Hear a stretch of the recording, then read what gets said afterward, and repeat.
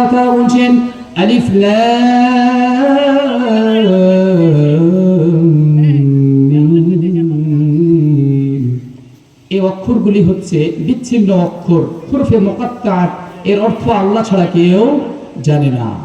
এরপরে আল্লাহ বলছেন যালিকাল কিতাব, এটি এমন একটি কিতাব লা রাইবা ফি, যাতে বিন্দু মাত্র সরিষা পরিমাণ, কিঞ্চিত পরিমাণ সরিষা পরিমাণ ভুল নেই।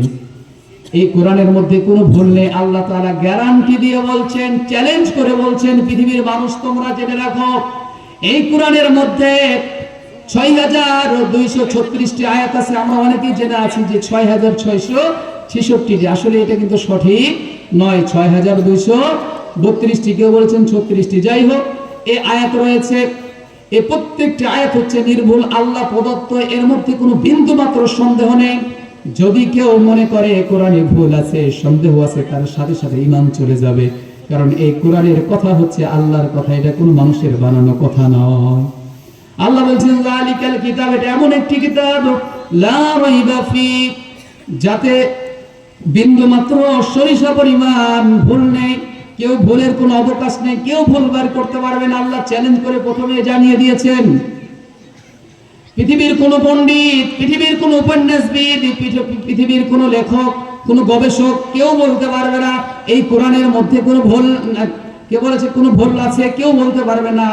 যে উপন্যাসবিদ, গবেষক, লেখক যেই হোক না কেন, যে লেখক বই তৈরি করে, যে গবেষক বই লিখে, যে উপন্যাস লিখেছে, বই যারা লিখেছে, তারা কখনোই, যারা বই ছাপায় লিখে, তারা কখনোই গ্যারান্টি দিয়ে চ্যালেঞ্জ করে বলতে পারে না আমি যে বই লিখলাম এই বইয়ের মধ্যে কোনো সন্দেহ নাই।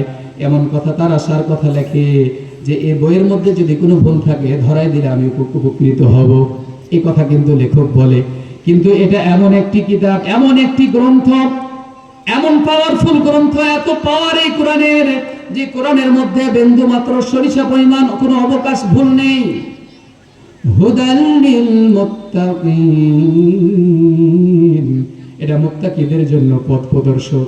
এটা মুত্তাকির কথা বলা হয়েছে, তার মানে আল্লাহ ভীরুর কথা বলা হয়েছে।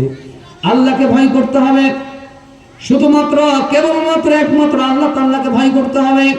যদি আমরা প্রকৃত অর্থে ঈমানদার হতে চাই, তাহলে আল্লাহকে ভয় করার বিকল্প নাই। কারণ আল্লাহকে ভয় না করলে আপনার দ্বারা সবকিছু করাই সম্ভব। আপনি চুরি করবেন, ডাকাতি করবেন, রাহাজানি করবেন, চুরি বাটপারি সবকিছুই করতে পারেন যদি আল্লাহর ভয় না থাকে।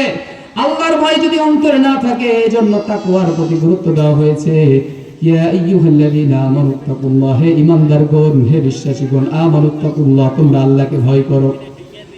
আমানুত্তাকুল্লাহ হাক্কা তুকাতিহি, ভয় করার মতো ভয় করো, যতটুকু ভয় করা প্রয়োজন। যতটুকু ভয় করলে তুমি অন্যায় থেকে বেঁচে থাকতে পারবে। তোমার দ্বারা সুদ খাওয়া হবে না, ঘুষ খাওয়া হবে না, অন্যায় করা, অন্যায় কাজ তোমার দ্বারা হবে না।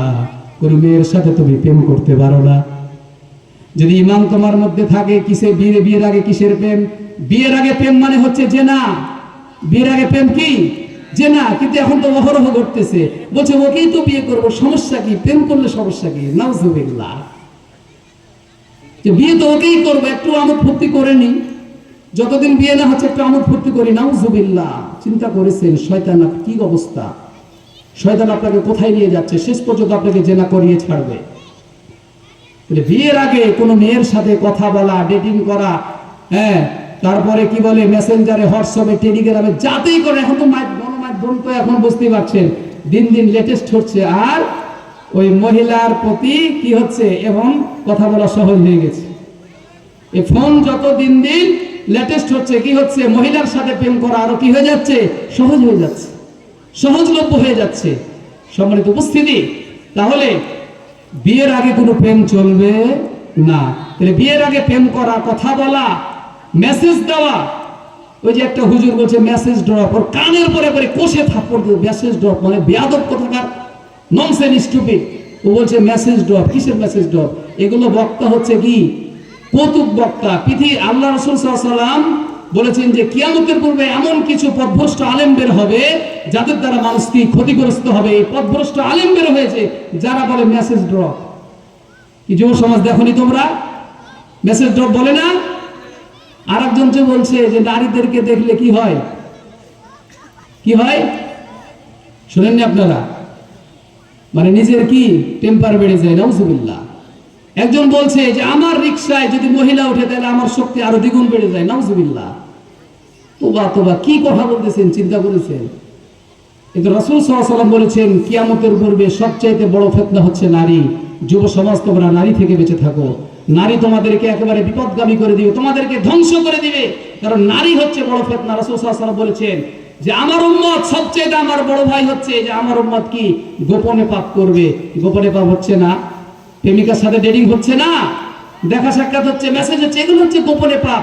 এই হচ্ছে নারী। নারী থেকে বাঁচতে হবে, কারণ নারী আপনাকে আমাকে, একজন সুন্দরী নারী হাজারো যুবককে নষ্ট করতে পারে। কথা বলেন ঠিক কিনা? একজন সুন্দরী নারী এত ম্যাগনেট পাওয়ার আছে তার, যে হাজারো যুবককে তার কথায়, ছলে বলে, কৌশলে, তার চোখ মানে তার চাহনিতে, তার মানে মায়াবী চেহারায় সে হাজারো যুবককে একেবারে নষ্ট করে দিতে পারে, যে নাই কি বাধ্য করতে পারে একজন সুন্দরী নারী। চিন্তা করেছেন?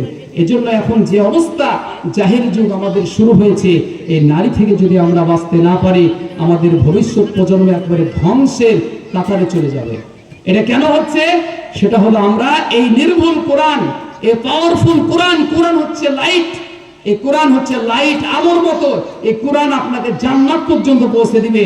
আমরা কোরআনের সংস্পর্শে আসলাম না, কোরআন বুঝলাম না। আল্লাহ এত সুন্দর একটি কিতাব দান করেছেন।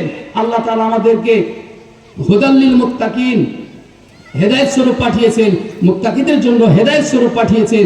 যারা এই কোরআন মানবে তারা সফলকামী হবে। অথচ আমরা এটা বুঝতে পারি না, উপলব্ধি করতে পারি না। আমরা কোথায় ডুবে আছি? আমাদের ঈমান শেষ হয়ে যাচ্ছে। আমরা এই নারীর ফিতনায় পড়ে আছি। এই নারীর ফিতনা থেকে আমাদেরকে বাঁচতে হবে। এটা হচ্ছে সবচেয়ে বড় ফিতনা, এখন আরো বড় আকার ধারণ করেছে। এজন্য আমাদের ঈমান রক্ষা করা খুবই কঠিন। রাসূল সাল্লাল্লাহু আলাইহি ওয়াসাল্লাম বলেছেন ঈমান রক্ষা করা এত কঠিন, কিয়ামতের পূর্বে এতটাই কঠিন হয়ে যাবে, হাতে আগুন রাখা যতটা কঠিন হবে তার চাইতে কঠিন হবে মানুষের ঈমান রক্ষা করা। মসজিদগুলি চাকচিক্য হবে, মসজিদগুলি একেবারে সোনার মতো জ্বলজ্বল করবে। মসজিদকে 10 বার 20 বার করে খালি ধোয়াবে আর রং করবে আর পালিশ করবে আর টাইলস বসাবে, কিন্তু দেখা যাচ্ছে ইবাদত শূন্য। মানুষ নামাজ পড়তেছে না, মানুষ হচ্ছে কি চায়ের স্টলে বসে আছে, চায়ের স্টলে আড্ডা মারতেছে, নারীর ফিতনায় পড়ে আছে, মানুষ নামাজ পড়ে না। যদি নামাজ পড়ার কথা বলা হয়, বলছে তুমি নামাজ পড়তে যাবে না, ও বলছে আমার ছেলে গেছে, বলছে আমার ছেলে গেছে, মানে ওর ছেলে পড়লে ওর পড়া লাগবে না, নাউজুবিল্লাহ। আমার ছেলে তো হাফেজ, খুব ভালো মানুষ, আমার ছেলের ঘাড়ের উপর দিয়ে আমি জান্নাতে চলে যাব, নাউজুবিল্লাহ। চিন্তা করেছেন, ওর ছেলে গেছে, ওকে পড়া লাগবে না। কত বড় শয়তানের ধোঁকায় পড়ে আছে। তাহলে কি আমাদের পূর্বে মসজিদগুলি হবে চাকচিক্য, সৌন্দর্য, সোনার মতো জলজল করবে, কিন্তু মানুষ নামাজ পড়বে না। দেখেন মসজিদে এক কাতার জুটে না, বাজারে হাজার হাজার মানুষ সেখানে গিয়ে আড্ডা দিচ্ছে, টিভির সামনে ল্যাংটা ছবি দেখতেছে, উলঙ্গ ছবি দেখতেছে, বেহায়াপনা ছবি দেখতেছে, মোবাইল উলঙ্গ ছবি দেখতেছে, অথচ নামাজ পড়তে আসে না, এই মোবাইল দেখে টাইম পাস করতেছে। কি অবস্থা হবে কাল কিয়ামতের দিনে? এদের অবস্থা কি হবে? আল্লাহ তাআলা কি বলবেন? এদেরকে লোহার শিকড় দিয়ে বাঁধো এবং জাহান্নামে নিক্ষেপ করো। এরা আমার বিরোধিতা করেছিল, এরা আমার কথা শুনিনি, এরা দুনিয়া নিয়ে ব্যস্ত ছিল, দুনিয়ার মোহে পড়েছিল, দুনিয়াকে তারা এমন ভাবে আঁকড়ে ধরেছিল যে তারা দুনিয়াকে মনে হচ্ছে কোনোদিন ছাড়বে না। এমন ভাবে আমরা দুনিয়ায় মিশে গেছি, মনে হচ্ছে যে আমরা আর কোনোদিন মরবো না, আমাদের মরণ হবে না। এমন ভাবে আমরা দুনিয়াকে আঁকড়ে ধরেছি। এই আঁকড়ে দুনিয়া একদিন সবকিছু শেষ হয়ে যাবে। যখন মালাকুল মউত আসবে, একেবারে জোরে একটি কোষে একটা লাথি দিবে, যা তোর দুনিয়াতে খুব খেয়েছিস, খুব বাটপারি করেছিস, এখন 3.5 হাত কবরে চলে যা, তোর অবস্থা শুরু হবে। বহিরা ফেরেশতা, কানা ফেরেশতা একবারে লোহার হাতুড়ি দিয়ে, হাম্বল দিয়ে একবারে চুরে ফেলে দিবে। কি করবে বলেন তো? একবারে নিচ থেকে চুরবে একবারে চান্দি পর্যন্ত, একটা মারবে 74 হাত মাটির নিচে, আবার উঠবে। মৃত্যু একবারই হয়েছে, আর হবে না, শুধু কষ্ট পাবো। তখন আমরা সোজা হব কখন? মরার পরে। কথা বলেন কখন? মরার পরে। সাপ সোজা হয় মরার পরে, মরার আগে সাপ সোজা হয় না। সাপ ব্যাং মামা বলতেছে, কি ব্যাপার মামা, তুমি একা বেকা চলতেছো কে? বলছে আমার তো এরকম সুরত আল্লাহ আমাকে দিয়েছে, আমি একা বেকাই তো চলবো। তা আমি একা বছর মতো, তোর আবার সমস্যা কি? তুই কেমন দেখা, তুমি একটু সোজা হয়ে হাঁটো, চলো না। বলছে যে তুই আমার সাথে বেয়াদবি করতেছিস। ভাগনা হয়ে কি করেছে? একেবারে সাপ কি করেছে? একবারে লাফ দিয়ে ব্যাংকে ধরেছে, ব্যাংকে চেষ্টা করতেছে। আর নদীর উপরে রাখাল গরু চড়াচ্ছে, ছাগল চড়াচ্ছে, সে বলছে কি ব্যাপারে এরকম আওয়াজ হচ্ছে কে, তাহলে কি সাপ কি ব্যাং ধরেছে নাকি? তখন সাপটাকে সুন্দর করে মেরে একেবারে ওই কি বলে আপনার নিমের গাছে সুন্দরভাবে ন্যাসটাকে দিয়ে করে পেঁচিয়ে নিচ দিকে মাথা করে রাখছে। আর ওই ব্যাং কিন্তু বেঁচে গেছে। ব্যাং কিন্তু এবার চলে এসেছে, আশা বলছে মামা তোমাকে আমি বললাম যে তুমি একটু সোজা হয়ে চলো, আমার কথা শুনলেন না, আজকে মরার পরে সোজা হয়েছে। মানুষ মরার পরে সোজা হবে, মরার আগে সোজা হতে চায় না। মানুষ এতটাই টেढ़া, মানে ঘাড় টেढ़া, ও সোজাই হতে চায় না, মরার পরে সোজা হবে। আমার কথা কি শুনতে খারাপ লাগে? সম্মানিত উপস্থিতি, সময় মনে হয় প্রায় শেষের দিকে, আজান হয়তো হয়ে যাবে, আজান হয়ে যাবে। তো এই জন্য আমি আলোচনা এখানেই শেষ করবো ইনশাআল্লাহ। আমাকে মাগরিব থেকে এশার পর্যন্ত যে দায়িত্ব দেওয়া হয়েছিল, আমি সেই দায়িত্ব আলহামদুলিল্লাহ পালন করতে পেরেছি। এজন্য আমি আল্লাহর কাছে শুকরিয়া আদায় করছি। আমরা যে কথা আমি যে আলোচনা করেছি, আল্লাহ ভুল ভ্রান্তি মাফ করে দিয়ে আমাদেরকে আমল করার তৌফিক দান করুন। সকলে বলুন আল্লাহুম্মা আমিন। ইনশাআল্লাহ আগামী 24 তারিখ কি বলে টংপাড়ায় জালসা আছে, আমিও ইনশাআল্লাহ থাকবো 24 তারিখ প্রথম দিন বাদ এশার। ইনশাআল্লাহ আপনাদের সকলের দাওয়াত, সেখানে আপনারা ইনশাআল্লাহ যাবেন। ইনশাআল্লাহ আমার তো পরিচয় দেওয়ার দরকার নাই, আমাকে ইনশাআল্লাহ সবাই প্রায় চিনেন। ইনশাআল্লাহ আমার অনেক ছাত্র আলহামদুলিল্লাহ আছে যারা আমার কাছে কোরআন শিখেছে। আমি চাইবো আমার ছাত্রগুলো যেন কোরআন শিখে আমল করতে পারে এবং আমার জন্য যেন দোয়া করে, আমি যেন ইসলামের পথে চলতে পারি, কোরআনের পথে চলতে পারি, যেন আল্লাহ তাআলা আমাকে সুস্থ রাখেন, ভালো রাখেন। এই জন্য সকলের কাছে আমি দোয়া চাই। আল্লাহ সুবহানাহু ওয়া তাআলা আমাদের সবাইকে মাফ করে দিয়ে জান্নাতবাসী করুন। আমরা সকলে বলুন আল্লাহুম্মা আমিন। আসসালামু আলাইকুম ওয়া রাহমাতুল্লাহ।